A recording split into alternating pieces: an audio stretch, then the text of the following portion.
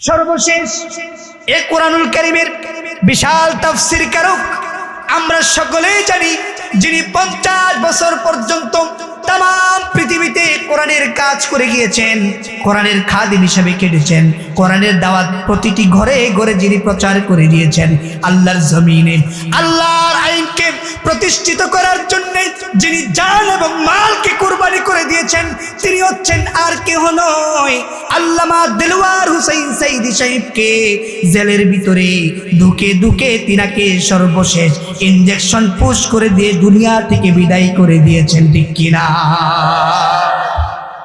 শুধু দুনিয়া থেকে বিদায় করে দেন এখানেই শেষ করেন নাই, বরং তিনার জানাজা পর্যন্ত পড়তে দেওয়া হয় নাই। আল্লামা সাইদি এমন ভাবে বদদুয়া দিয়ে গেছেন, তিনার বদদুয়ার বদৌলতে লক্ষ্য করে দেখুন, আগস্ট মাসের 15 তারিখে তিনাকে হত্যা করা হয়েছে, শহীদ করা হয়েছে। 1 বছরও যায় নাই, পরের বছর আগস্টের 5 তারিখেই আল্লাহ তাদেরকে দেশ থেকে বাইরে করে দিয়েছে। এগুলো প্রকৃষ্ট উদাহরণ, এর চাইতে দৃষ্টান্ত আর পৃথিবীর জমিনে আর কিছুই হতে পারে না।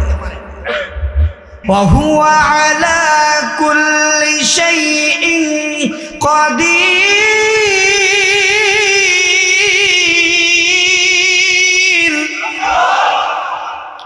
এমন কোন জিনিস নেই যেই জিনিসের উপরে আমি আল্লাহ পাক রব্বুল আলামিনের ক্ষমতা নাই। যা কিছু আছে পৃথিবীর জমিনে সব কিছুর উপরে এই ক্ষমতা একমাত্র কার? সে আল্লাহকে আমরা মানি তো? মানি? এখন বলুন তো দেখি, আসমানের মালিক কে? একটু জোরে বলতে হবে, কে? এই জমিনের মালিক কে? তাম পৃথিবীর মালিক কে? তাহলে আপনার আমার মালিক কে? সে আল্লাহ পাক রব্বুল আলামিন বলছেন, আলা লাহুল খালকু ওয়াল আমর, সৃষ্টি যার, আইন চলবে তার। এই জমিনের ভিতরে, আসমানের নিচে, জমিনের উপরে আল্লাহ পাক রব্বুল আলামিন মানুষ জাতিকে সর্বোচ্চ সম্মান দিয়ে দুনিয়ার জমিনে পাঠিয়ে দিয়েছেন। ওই মানুষদের জন্য একটি মহাগ্রন্থ আল কোরআন দিয়েছেন হেদায়েতের জন্য।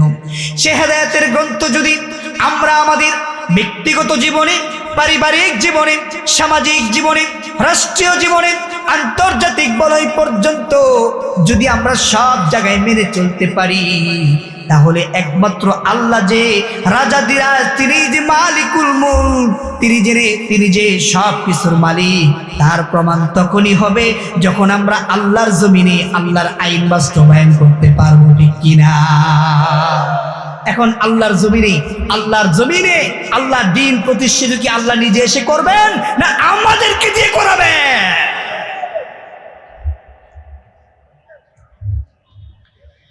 আল্লাহ পাক রব্বুল আলামিন আপনাকে আমাকে দিয়ে এই জমিনের মধ্যে তিনার দ্বীন কায়েম করাবেন, তিনার দ্বীন ইসলামকে প্রতিষ্ঠিত করাবেন। দ্বীন ইসলাম প্রতিষ্ঠিত করতে গিয়ে নবী আলাইহিস সালাম থেকে নিয়ে আজ পর্যন্ত অসংখ্য অগণিত মানুষকে শহীদ হওয়া লাগছে, ঠিক কিনা? শুধু তাই নয়, আল্লাহ পাক রব্বুল আলামিনের সেই দ্বীনকে প্রতিষ্ঠিত করতে গিয়ে মূসা আলাইহিস সালাম ফেরাউনের হাত থেকে বাঁচতে পারে নাই। ফেরাউন এত পরিমাণ নির্যাতন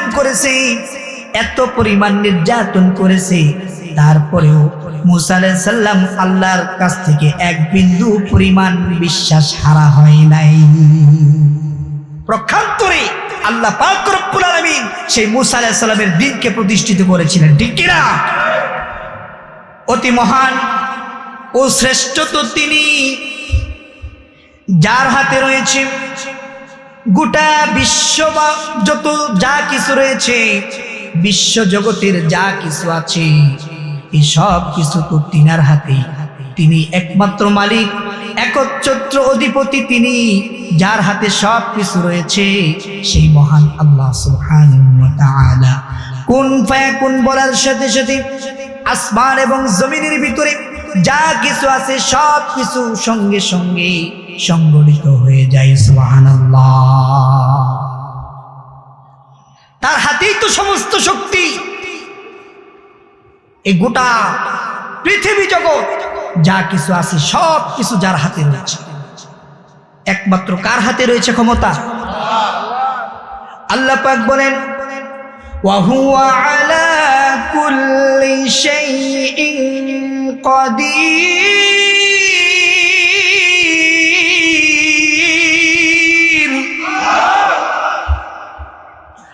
পৃথিবীর জমিনে আসমান থেকে নিয়ে জমিন পর্যন্ত যা কিছু আছে, যত হাজার মাখলুকাত আছে, সৃষ্টি জগতের যা কিছু আছে, এমন কোন জিনিস নাই, এমন কোন বস্তু নাই, এমন কোন সৃষ্টি নেই যেই সৃষ্টির উপরে আল্লাহ পাকের কর্তৃত্ব নেই।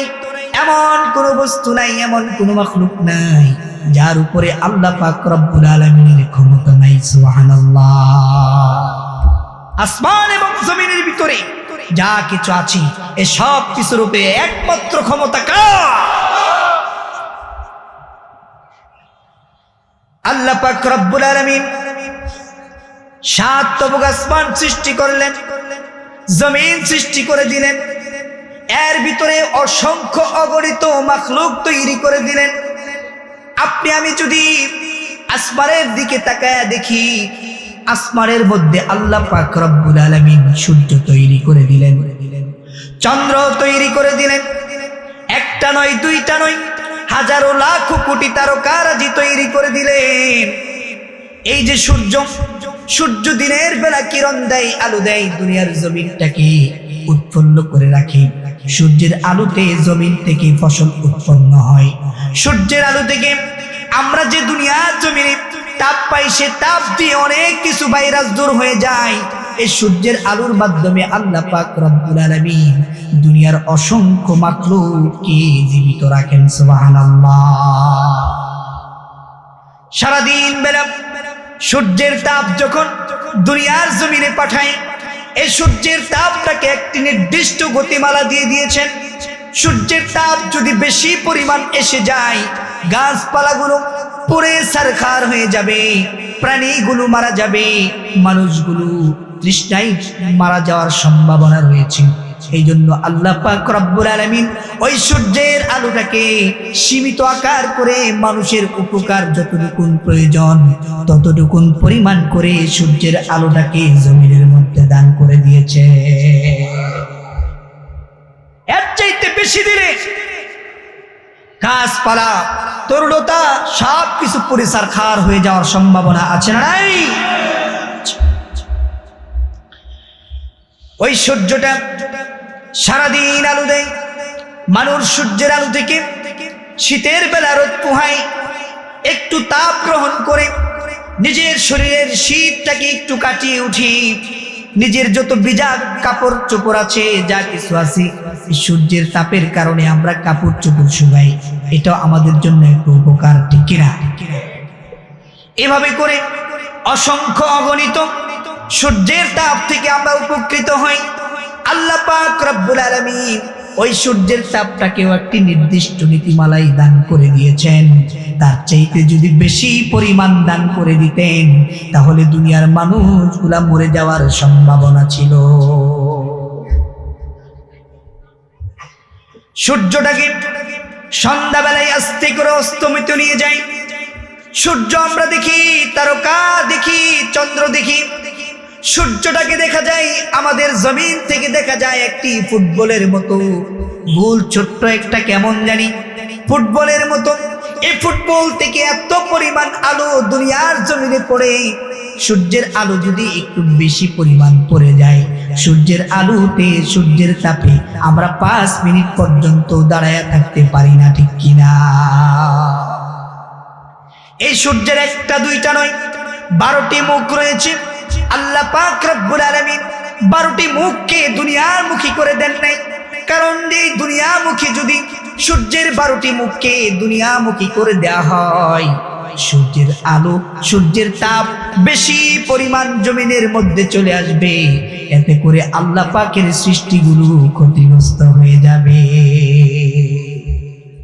এই জন্য আল্লাহ পাক রব্বুল আলামিন সূর্যের তলদেশ থেকে আমাদেরকে হালকা করে কিরণ দেয়, আলো দেয়, তাপ দেয়। তাপের মাধ্যমে আমাদেরকে বিভিন্ন সুযোগ সুবিধার ব্যবস্থা করে দিয়েছেন। ঠিক যখন দিন শেষ হয়ে যায়, এই সূর্যের আলোটাকে আস্তে করে অস্তমিত নিয়ে যায়, সূর্যের আলোটাকে অস্তমিত করে রাত্রটাকে মিটি মিটি করে ওই রাত্রের বেলা চন্দ্রটাকে আমাদের সামনে উপস্থাপন করে দেয়। যদি সূর্য অস্তমিত হয়ে যায় আর যদি আসমান থেকে কোনো আলোই দুনিয়ার জমিনে না আসে, তাহলে গোটা জমিনটা অন্ধকারাচ্ছন্ন হয়ে যাবে।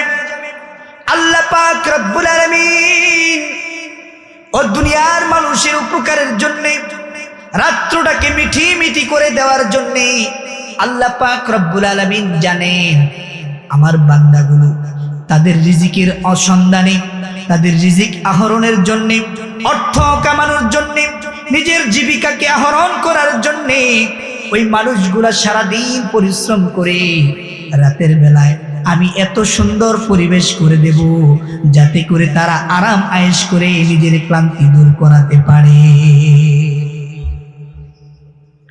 একদম অন্ধকারাচ্ছন্ন করে দেয় না, কারণ রাতের বেলাও তো চলতে হবে, বাথরুমের প্রয়োজন হবে, পানির প্রয়োজন হবে, রাস্তাঘাটে যাতায়াতের সময় আলোর প্রয়োজন হবে, ডাক্তার অসুস্থ হলে ডাক্তারখানায় নেওয়া লাগবে, হাসপাতাল নেওয়া লাগবে, কত কাজই না রাতের বেলা থাকতে পারে।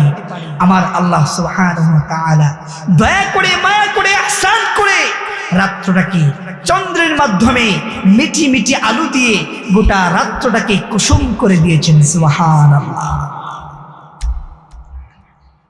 রাতের বেলায় সূর্যটাকে অস্তমিত করে দিয়ে চন্দ্রের আলোকে মিটি মিটি আলো দিয়ে গোটা জমিনটাকে এত সুন্দর স্মুথলি করে দেওয়া হয়। রাতের বেলায় এত সুন্দর আলো কিরণ পায় সূর্য থেকে, চন্দ্র থেকে।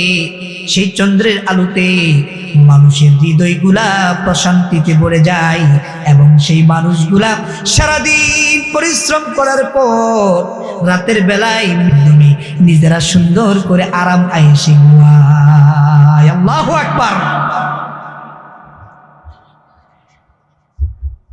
নদীর মধ্যে, সমুদ্রের মধ্যে নাবিকরা যে জাহাজ নিয়ে চলে, সে নাবিকরা যদি অন্ধকারাচ্ছন্ন হয়ে যায়, গোটা জমিনটা যদি অন্ধকারাচ্ছন্ন হয়ে যায়, তাহলে নাবিকরা নদীর মধ্যে চলতে পারবে না।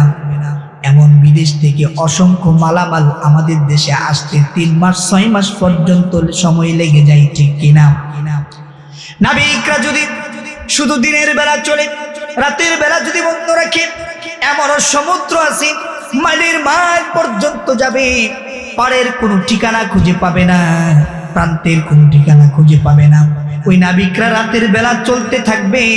ওই রাতের বেলা চলার জন্য আমার আল্লাহ পাক রব্বুল আলামিন আসমানের মধ্যে এমন একটা নয়, দুইটা নয়, হাজার হাজার লাখো লাখো তারকারাজি তৈরি করে দিয়েছে। সেই তারকাগুলো সুন্দর করে মিটি মিটি আলো দেয়, তারা খেলাধুলা করে এখান থেকে সেখানে যায়। ওই সমুদ্রের নাবিকগুলো ওই তারকার আলোতে তারা তাদের জাহাজ দিয়ে চলতে পারে। আল্লাহু আকবার। আমার আল্লাহ কত সূক্ষ্ম চিন্তা ভাবনা করে মানুষের উপকারের জন্য তাম পৃথিবীর সব কিছু আল্লাহ পাক এ মানুষের উপকারের জন্য তৈরি করে দিয়েছেন। সুবহানাল্লাহ। ফারজিউল বাসার হাল তারা মিন ফুতুর, ফারজিউল বাসার হাল তারা মিন ফুতুর। তোমরা তাকায় দেখো আল্লাহর সৃষ্টি জগতের দিকে, তাকায় দেখো। তোমার দৃষ্টি ওই আল্লাহর সৃষ্টি জগতের দিকে তাকাতে তাকাতে তোমার দৃষ্টি ক্লান্ত হয়ে পড়বে, পুনরায় তোমার দৃষ্টি তোমার দিকে ফিরে আসবে। তবুও আমি আল্লাহ পাক রব্বুল আলামিনের সৃষ্টি জগতের ভিতরে এক বিন্দু পরিমাণ কোনো ভুল খুঁজে পাবে না। আল্লাহু আকবার। আসমানের মধ্যে যা কিছু আছে তার কি আজও কেউ ভুল খুঁজে পেয়েছেন? কোন বিজ্ঞানী খুঁজে পেয়েছেন? আল্লাহ পাক রব্বুল আলামিন এই আসমানের মধ্যে অসংখ্য অগণিত বিভিন্ন আইটেমের উপকারী জিনিস আল্লাহ পাক রব্বুল আলামিন আসমানের মধ্যে ফিটিং করে দিলেন।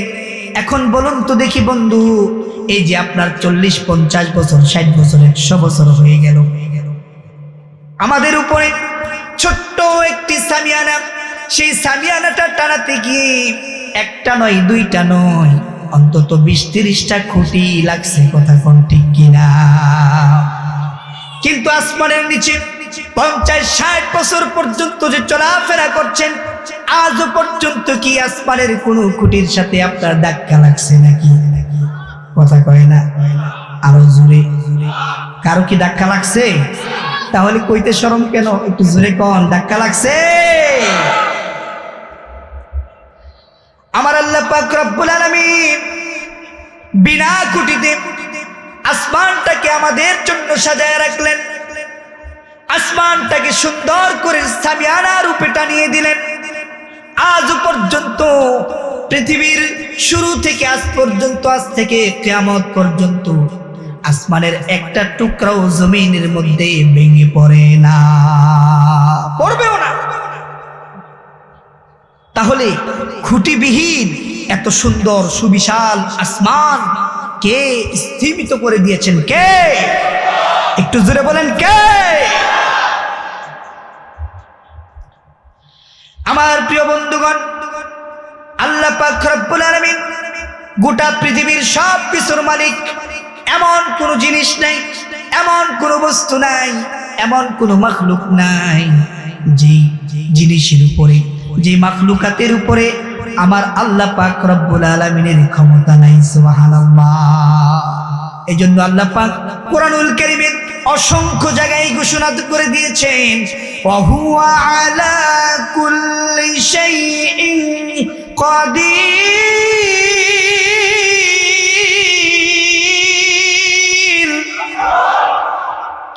এমন কোন জিনিস নেই যেই জিনিসের উপরে আমি আল্লাহ পাক রব্বুল আলামিনের ক্ষমতা নাই। যা কিছু আছে পৃথিবীর জমিনে সব কিছুর উপরে এই ক্ষমতা একমাত্র কার? সে আল্লাহকে আমরা মানি তো? মানি?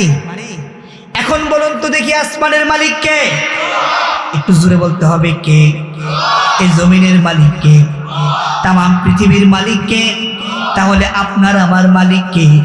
সে আল্লাহ পাক রব্বুল আলামিন বলছেন, আলা লাহুল খালকু ওয়াল আমর। সৃষ্টি যার, আইন চলবে তার। এই জমিনের ভিতরে, আসমানের নিচে, জমিনের উপরে আল্লাহ পাক রব্বুল আলামিন মানুষ জাতিকে সর্বোচ্চ সম্মান দিয়ে দুনিয়ার জমিনে পাঠিয়ে দিয়েছেন। ওই মানুষদের জন্য একটি মহাগ্রন্থ আল কোরআন দিয়েছেন হেদায়েতের জন্য। সে হেদায়েতের গ্রন্থ যদি আমরা আমাদের ব্যক্তিগত জীবনে, পারিবারিক জীবনে, সামাজিক জীবনে, রাষ্ট্রীয় জীবনে, আন্তর্জাতিক বলয় পর্যন্ত যদি আমরা সব জায়গায় মেনে চলতে পারি, তাহলে একমাত্র আল্লাহ যে রাজাদিরাজ, তিনি যে মালিকুল মুলক, তিনি যে সব কিছুর মালিক, তার প্রমাণ তখনই হবে যখন আমরা আল্লাহর জমিনে আল্লাহর আইন বাস্তবায়ন করতে পারবো, ঠিক কিনা? এখন আল্লাহর জমিনে আল্লাহর দ্বীন প্রতিষ্ঠিত কি আল্লাহ নিজে এসে করবেন, না আমাদেরকে দিয়ে করাবেন?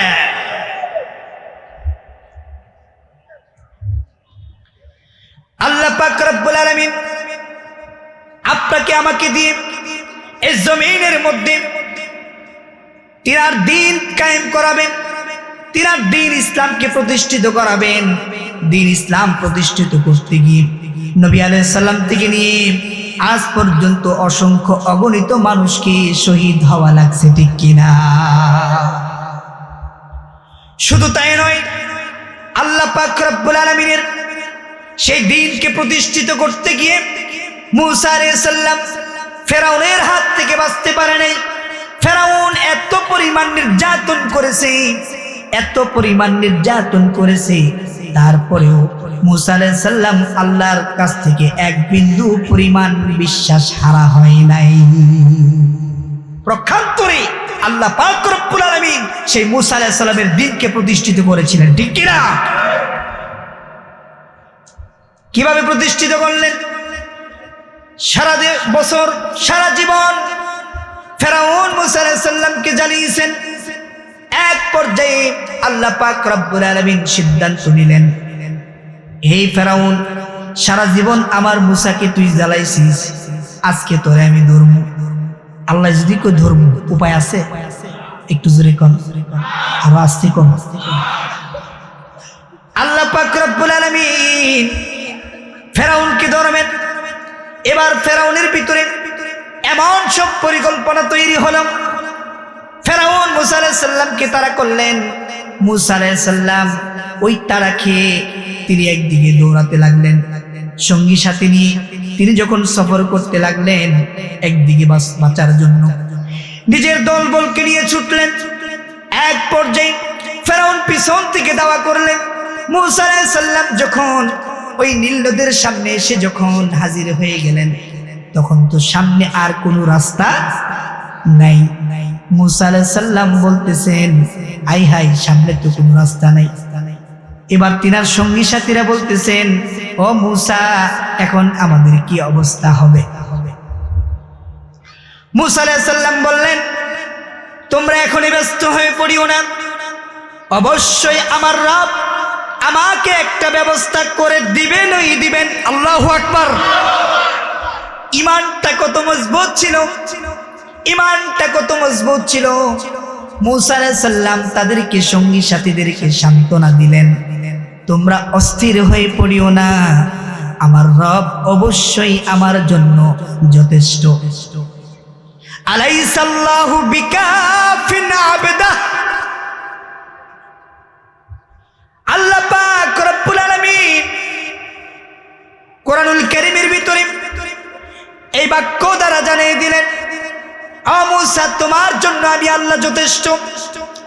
মুসা আলাইহিস সালাম বললেন, ও আমার সঙ্গী সাথীরা, আমার আল্লাহ আমাদের জন্য যথেষ্ট, আমাদের রব আমাদের জন্য যথেষ্ট, পৃথিবীর কোনো মানুষের সহযোগিতার প্রয়োজন হবে না।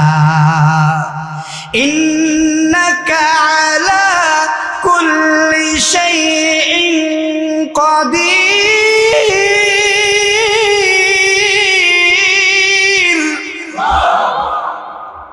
নিশ্চয়ই সব কিছুর উপরে আমি আল্লাহ পাক রব্বুল আলামিনের ক্ষমতা রয়েছে। মুসা আলাইহিস সালাম এক মুহূর্তের জন্য বিচলিত হলেন না। মুসা আলাইহিস সালাম আল্লাহ তাআলার সাহায্যের জন্য অপেক্ষা করলেন। আল্লাহ পাক রব্বুল আলামিন জানায় দিলেন, মুসা রে, ওই লাঠিটা তোমার হাতে আছে, ওই লাঠি দিয়ে ওই পানির মধ্যে তুমি আঘাত করতে থাকো। মুসা আলাইহিস সালাম আল্লাহর অর্ডার অনুযায়ী সেই লাঠি দ্বারা যখন ওই সমুদ্রের মধ্যে যখন আঘাত করতে লাগলেন, ওই পানি দুই পাশ থেকে প্রাচীনের মতো দাঁড়িয়ে গিয়ে মুসা আলাইহিস সালামের জন্য বিশাল একটি রাস্তা তৈরি করে দিলেন।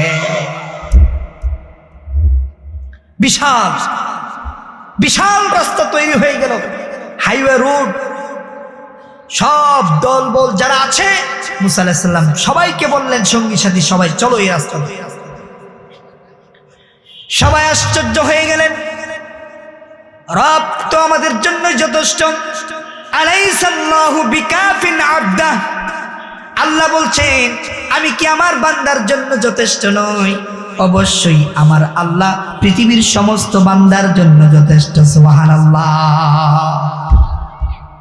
মুসা আলাইহিস সালাম তিনার দলবল সঙ্গী সাথী সবাইকে নিয়ে এবার যখন রাস্তা দিয়ে হাঁটতে লাগলেন, ফেরাউন পিছন দিক থেকে তাড়া করলেন, কাছাকাছি চলে আসছেন। মুসা আলাইহিস সালাম তিনার সমস্ত দলবল নিয়ে যখন সমুদ্রের মাঝখানে চলে গেলেন, ফেরাউন ওই সমুদ্রের কিনারে এসে দেখে মাশাআল্লাহ বিশাল বড় গ্র্যান্ড ট্রাঙ্ক রোড। ফেরাউন মনে করছে তার বাপে বানায় রাখছে। এবার যখন ফেরাউন দেখছে এত বিশাল বড় রুট, হাই হাই, চলো এই দিক দিয়ে মনো মুসার দলবল গেছে, এই যে পায়ের চিহ্নগুলো দেখা যায়।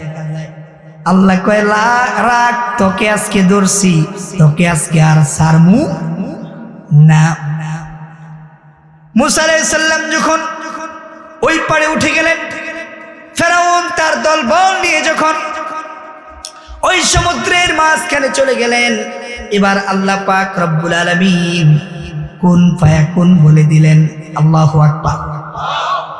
আল্লাহ যদি বলে কুন ফায়াকুন, দুটা অক্ষরের মালিক, তিনি যা বলবেন মুহূর্তের মধ্যেই সেই কাজটা সংগঠিত হয়ে যায়। সুবহানাল্লাহ। মুসা আলাইহিস সালাম তিনি দল বল নিয়ে ওই পারে উঠে গেলেন।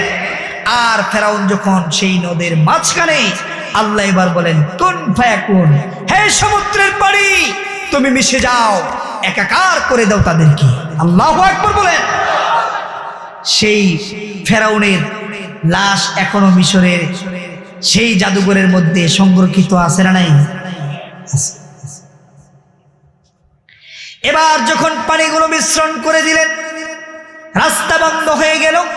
সবাই যখন পানির ভিতরে হাবুডুবু খাচ্ছেন, ওই সময় ওই ফেরাউন আল্লাহর কাছে তওবা করে, আল্লাহ গো, আমি তো তোমার কাছে তওবা করি, আমি ঈমান এনেছি ওই ইলাহের উপরে, যে ইলাহের উপরে ঈমান এনেছে মুসা আলাইহিস সালাম এবং তার দলেরা।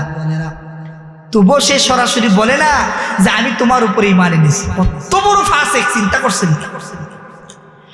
আমার আল্লাহ পাক রব্বুল আলামিন ফেরাউনকে ডেকে বলেন, ও ফেরাউন, এখন তুই আর আমার উপরে ঈমান এনে কোনো লাভ নাই, কারণ তোকে তো আমি পাকড়াও করে ফেলেছি। তুই এখন আর আমার কাছ থেকে বাঁচতে পারবি না। আল্লাহ পাক রব্বুল আলামিন সমুদ্রের তলদেশের মধ্যে সুবাইতে পানি খাওয়াইতে পেট গেছে পুটকা মাছের ছাই হইয়া। ফেরাউন তো চিৎকার করতেছে, কিন্তু বাঁচাইবার মালিক তো আল্লাহ ছাড়া আর কেউ নাই। ঠিক বন্ধুরা আমার,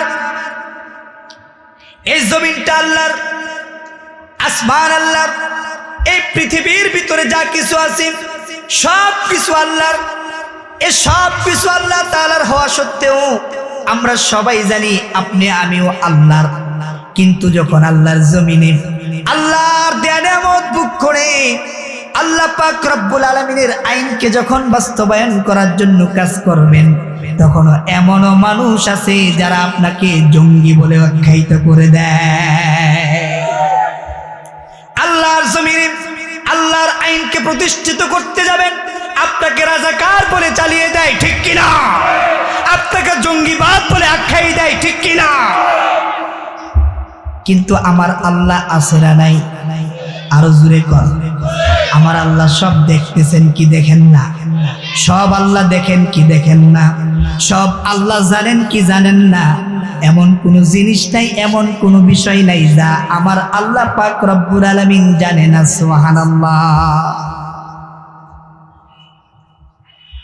ফেরাউনকে ধ্বংস করে দিলেন, মূসা আলাইহিস সালামের দ্বীনকে প্রতিষ্ঠিত করে দেওয়া হলো।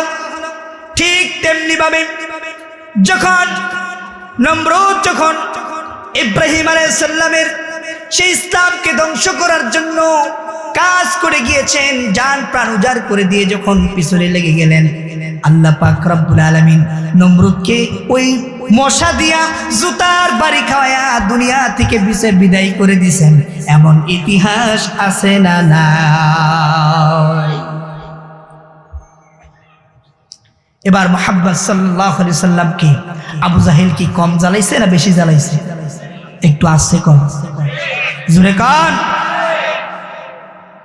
আবু জাহেলের যন্ত্রণায়, আবু জাহেলের অত্যাচারে আল্লাহর নবীকে তিনার জন্মভূমি মক্কা নগরী ছেড়ে মদিনায় চলে যেতে হয়েছে।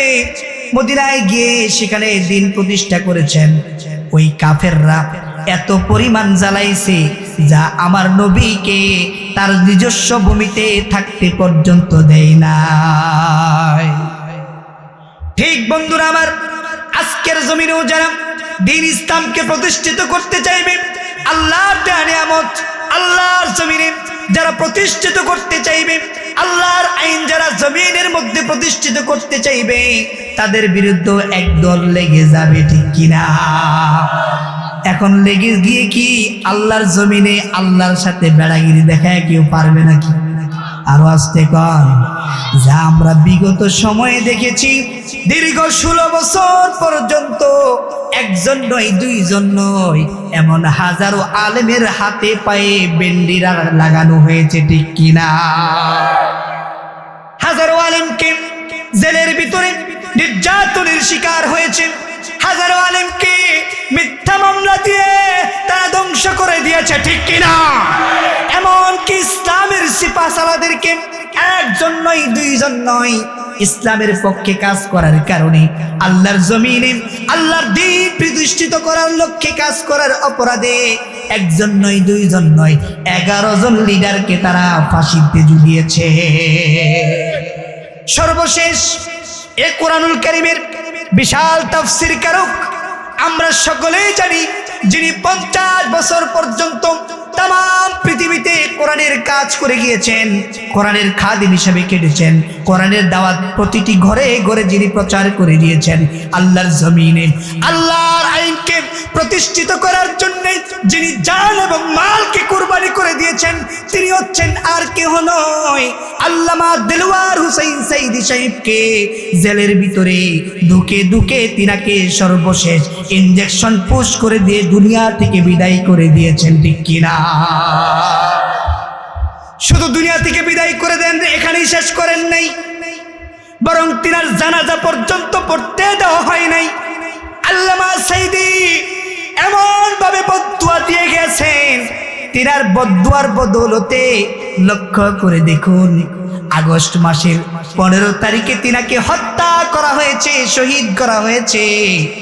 1 বছরও যায় নাই, পরের বছর আগস্টের 5 তারিখেই আল্লাহ তাদেরকে দেশ থেকে বাইরে করে দিয়েছে। এগুলো প্রকৃষ্ট উদাহরণ, এর চাইতে দৃষ্টান্ত আর পৃথিবীর জমিনে আর কিছুই হতে পারে না। মালিকুল মুলক বিশ্বাস করতে হবে, মানতে হবে, আসমান জমিনের মালিক যিনি, আপনার আমার মালিকও তিনি। ওই আল্লাহর দেয়ার বিধানকে আল্লাহ বলছেন ইনিল হুকমু ইল্লা লিল্লাহ, এই গোটা পৃথিবীর সব কিছু আমি আল্লাহর, আলা লাহুল খালকু ওয়াল আমর, সৃষ্টি একমাত্র আমি আল্লাহর, হুকুমটাও চলতে হবে একমাত্র আল্লাহ। এর বিন্দু পরিমাণ কোন ব্যক্তি ঘটালে ওই ব্যক্তি কখনোই মুমিন হতে পারে না, ঠিক কিনা? টেকনাফ থেকে তেতুলিয়া, রূপসা থেকে পাথুরিয়া, বান্দরবন থেকে সুন্দরবন পর্যন্ত আগামীর দিন হবে ইসলামের দিন, আগামীর বাংলাদেশ ইসলামের বাংলাদেশ, আগামীর বাংলাদেশ এই কোরআনুল কারীমের বাংলাদেশ। কত বড় ঠিক কিনা? এর থেকে আর কোনো সন্দেহ নাই, সামনে ইসলামের সুদিন আসছেই। কারণ অসংখ্য আলেমকে জেলে যেতে হয়েছে, রক্ত দিতে হয়েছে, ফাঁসির মঞ্চে ঝুলতে হয়েছে, তার উপরে দ্বীন ইসলামকে প্রতিষ্ঠিত হবেই হবে ইনশাআল্লাহ। সম্মানিত ভাইরা আমার, একটা বিল্ডিং তৈরি করতে গিয়ে আমি ছোট্ট একটি উদাহরণ দিচ্ছি।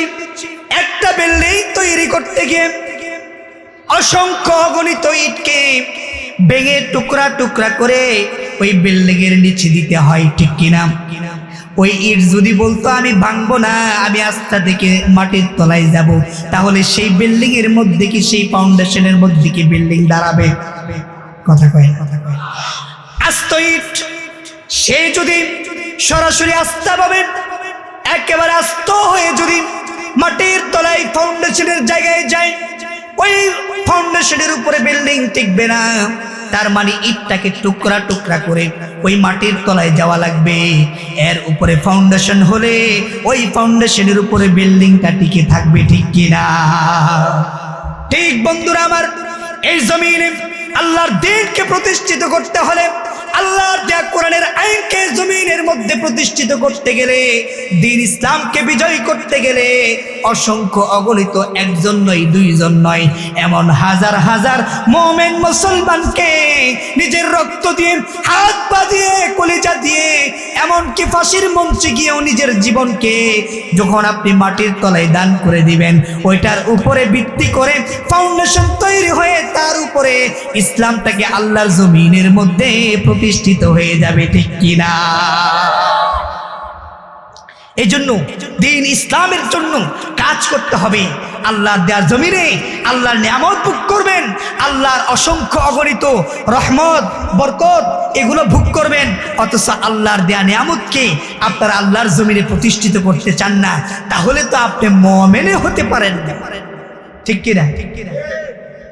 আল্লাহর নবীকে আল্লাহ পাক রব্বুল আলামিন এই জমিনের মধ্যে শুধু নামাজ রোজা হজ যাকাতের জন্য প্রেরণ করেন নাই। ঠিক কিনা?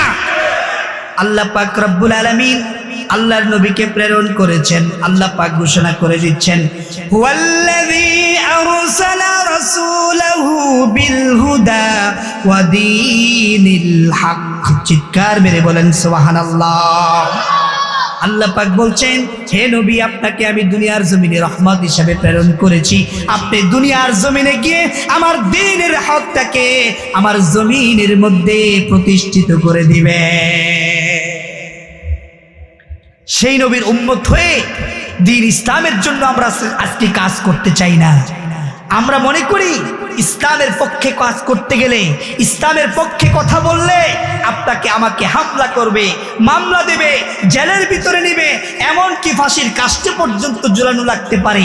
আমি আপনাদেরকে জিজ্ঞেস করতে চাই, আপনার আমার কি মৃত্যু সংঘটিত হবে না? সবাই জোরে কোন, মৃত্যু থেকে কি আমরা কেউ বাঁচতে পারবো? আল্লামা ইকবাল বলেন, আল মাউতু কাসিম কুল্লু নাসিন শারিবুন। আল মাউতু কাসিম কুল্লু নাসিন শারিবুন। কবর বাইতিন কুল্লু নাসিন দাখিলুন। কবর বাইতিন কুল্লু নাসিন দাখিলুন। কুল্লু নাফসিন যায়িকাতুল মাউত। আল্লাহ পাক বলছেন, পৃথিবীর যত মাখলুক আছে সমস্ত মাখলুককে মৃত্যুর স্বাদ গ্রহণ করাই লাগবে। মৃত্যু থেকে বাঁচার কোন উপায়? সবাই জোরে কোন, বাঁচার উপায় না। আমরা দুনিয়ার জমিনে কত বড় বড় লিডার দেখেছি, কত বড় বড় ক্ষমতাশীল দেখেছি, অর্থশালী দেখেছি, সম্পদশালী দেখেছি, কত পাওয়ারফুল ব্যক্তি দেখেছি। তাদেরকেও একসময় লেজ গুটিয়ে দুনিয়া থেকে বিদায় হওয়া লাগছে। ঠিক কিনা? পৃথিবীর জমিনে কেউ বেঁচে থাকার জন্য আসে নাই। আপনি পৃথিবী থেকে বাঁচতে চাইলে, মৃত্যু থেকে বাঁচার জন্য যেখানেই যাবেন, আপনার যদি মৃত্যুর সময় হয়ে যায়, মৃত্যুর যদি আপনার সময় হয়ে যায়, ঘন্টা যদি বেজে যায়, তাহলে আপনাকে সেখানেই মৃত্যুবরণ করা লাগবে। ঠিক কিনা? মৃত্যু থেকে বাঁচার জন্য মৃত্যু যখন পাকড়াও করবে, সামনের দিক থেকে পাকড়াও করলেন, আপনি যদি পিছনের দিকে দৌড়ান, মৃত্যু আপনাকে পিছন দিক থেকে পাকড়াও করবে। আপনি যদি সামনের ডান দিকে দৌড়ান, ডান দিক থেকে পাকড়াও করবে। আপনি যদি বাম দিকে দৌড়ান, মৃত্যু আপনাকে বাম দিকে থেকে পাকড়াও করবে। এই জন্য আল্লাহ পাক রব্বুল আলামিন বলেন, আইনামা তাকুনু ইউদরিকুমুল মাউতু ওয়ালাউ কুনতুম ফি বুরুজিম মুশাইয়াদা। ও দুনিয়ার মানুষ, মৃত্যু থেকে তুমি বাঁচার জন্য যতই চেষ্টা করবে, মৃত্যু থেকে বাঁচতে পারবে না। মৃত্যু থেকে বাঁচার জন্য তুমি যদি সুদৃঢ় দুর্গের ভিতরে অবস্থান করো না কেন, মৃত্যুর যখন সময় হয়ে যাবে, তখন সেখানেই তোমার মৃত্যু সংঘটিত হয়ে যাবে। তার মানে আমরা এই আলোচনা থেকে বুঝতে পারলাম মৃত্যু আমাদের বরণ করাই লাগবে। এখন বলুন তো দেখি, এই মৃত্যু থেকে বাঁচার জন্য আমরা যে দ্বীন ইসলামের পক্ষে কাজ করছি না, আমরা যে নিজের জান মাল হেফাজত করার জন্য আমরা দ্বীন ইসলামের পক্ষে কাজ করছি না। আমি দ্বীন ইসলামের পক্ষে কথা বললে, কাজ করলে আমার উপর জুলুম আসবে, নির্যাতন আসবে, আমার ব্যবসা বন্ধ হয়ে যাবে, আমার চাকরি চলে যাবে, এই চিন্তা চেতনা নিয়ে যে আমরা জীবনযাপন করছি, কান পেতে শুনে রাখুন মুসলমান, আপনাকে ছাড়া হোক, আপনাকে বাদ দিয়ে হোক, আল্লাহর জমিনে আল্লাহর দ্বীন প্রতিষ্ঠিত হবেই হবে, হবেই হবে, হবেই হবে। এর থেকে কেউ ফিরিয়ে রাখতে পারবে না। ঠিক কিনা? তার কারণ হচ্ছে এই কোরআনুল কারীমের হেফাজতের দায়িত্ব কে নিয়েছেন? আরো চিৎকার মেরে বলেন, কে নিয়েছেন? ইন্না নাহনু নাযালনা যিকরা ওয়া ইন্না লাহু লাহাফিজুন। পৃথিবীর সমস্ত মানুষ মিলে যদি কোরআনকে হেফাজত করার জন্য কেউ না আসে, আমার আল্লাহ হেফাজতের জন্য একাই যথেষ্ট। ঠিক কিনা বলো মুসলমান?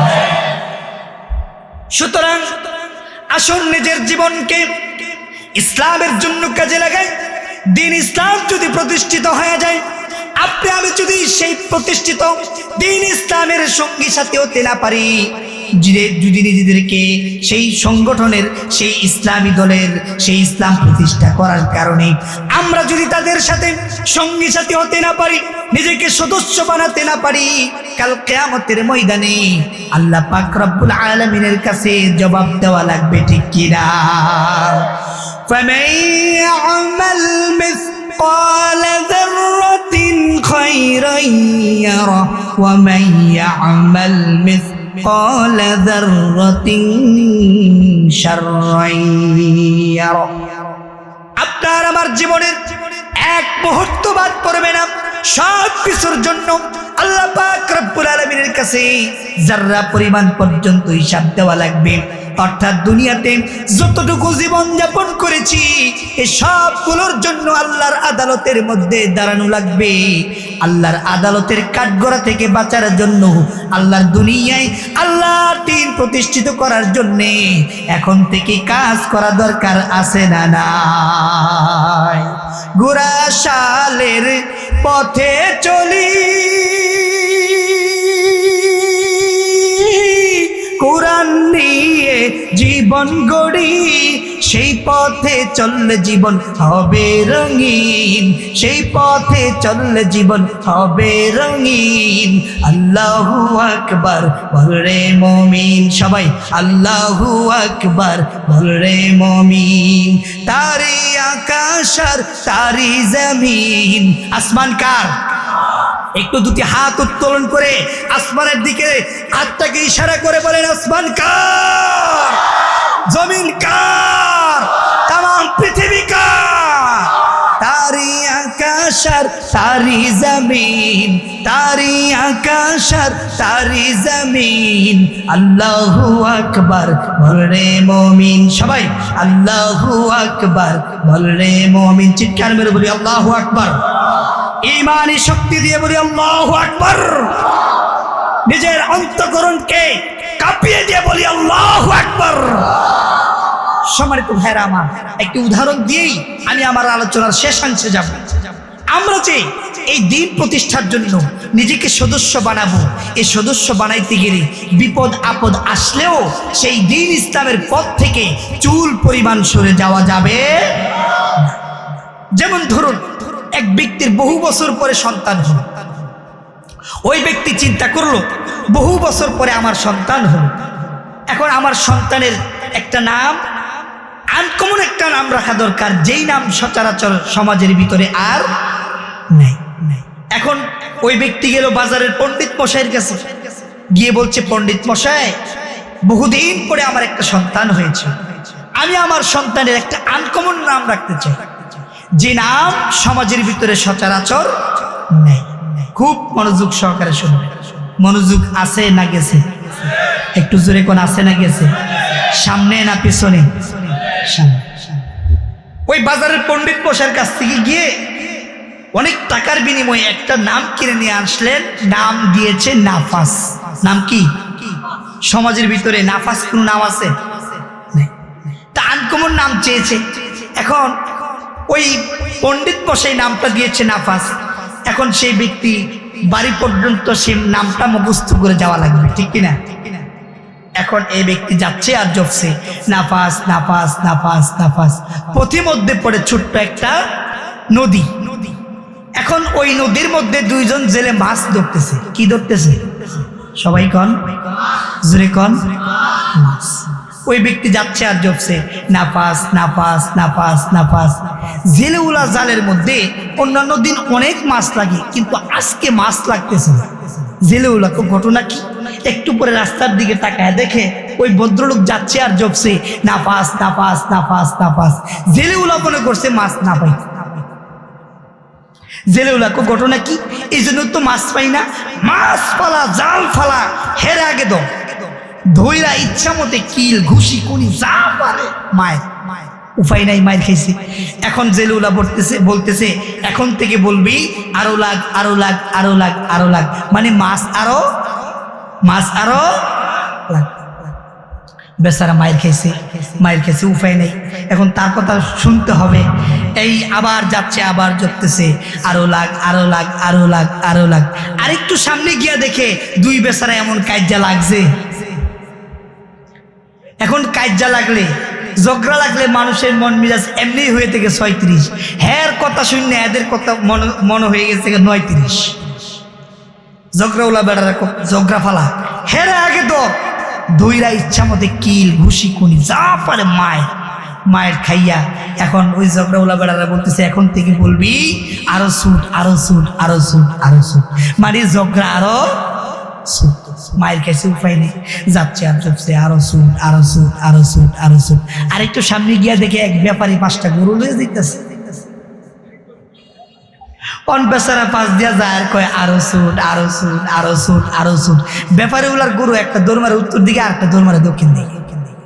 ব্যাপারী উল্লাকে ঘটনা কি?